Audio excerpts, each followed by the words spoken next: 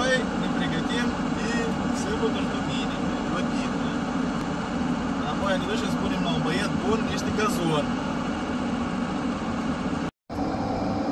Stă acolo gazonul nostru, ca cârnațul, ca niște bucăți de slănină, frumos.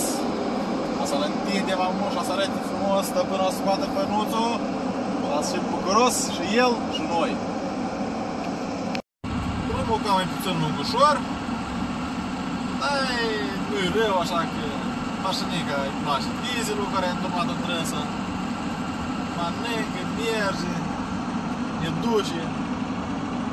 Și-ai pa? Da. În sfârșit am adus gazonul. O să le instalăm și o să fie foarte, foarte...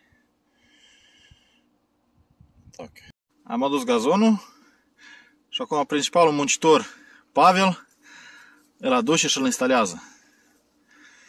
Dar eu ca întotdeauna mă ocup cu filmarea procesului dat.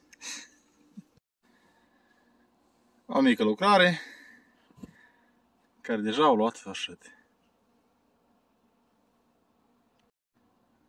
O mică lucrare care deja au luat sfârșit.